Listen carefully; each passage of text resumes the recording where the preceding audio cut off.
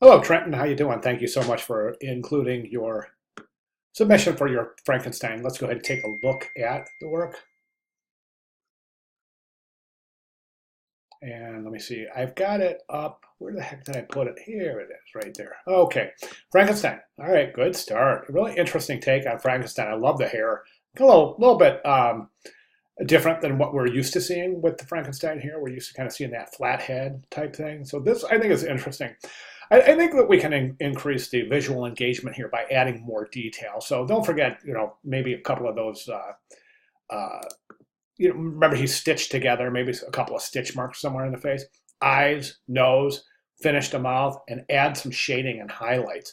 Now, if you take a look at the Welcome to Week 3 announcement, there's some really great resources in there that teach you how to shade flat illustrations like this, to use flat shading techniques, which I would recommend in an illustration like this as opposed to using any kind of gradient. I think it really, really brings out the depth, dimension, and the inherent volume associated with the contour lines based on your illustration thus far. So I think with some shading and highlight techniques, this will really, really bring this to the next level. And again, take a look at the Welcome to Week 3 announcement and go ahead and start applying some of those shading techniques for your final submission.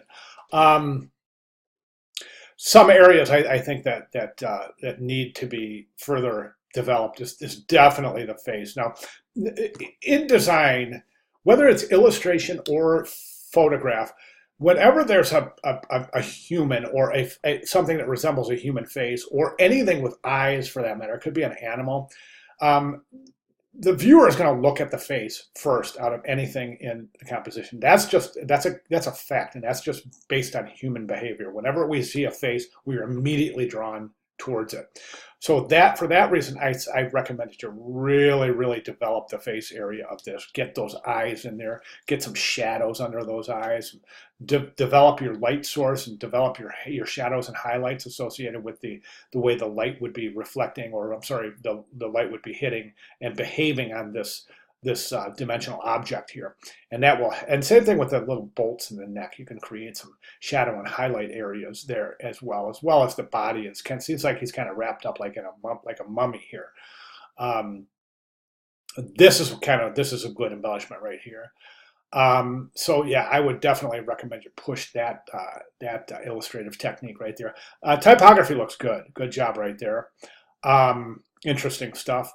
Watch your color palette. I think this kind of monochromatic earth tones in the background, I think you could probably push the intensity of that color a little bit, maybe approaching more towards the warm side of the color spectrum, just to add a little heat to this piece. I think right now it's very, very cool. I think some warmer tones in that, some warmer hues in that respect would increase the temperature of the piece, so to speak.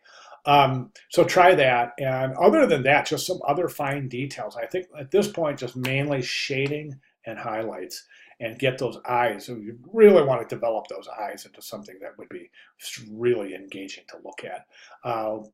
So basically at this point, I just say, just keep doing what you're doing. Just get some more detail in here.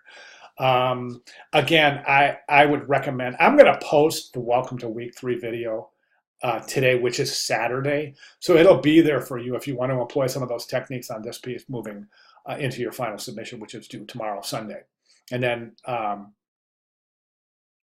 at that point, let me see. So Week 3, the final poster is due next week during Week 3. So you'll see, you'll be able to apply some of those final techniques in your poster for final submission for next week. So good start, really good start. Excellent typography, nice job there.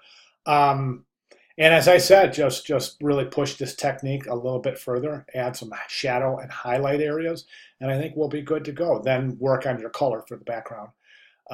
Let's pull it out of that monochromatic and see if we can't get some more compelling and engaging color associated with the piece.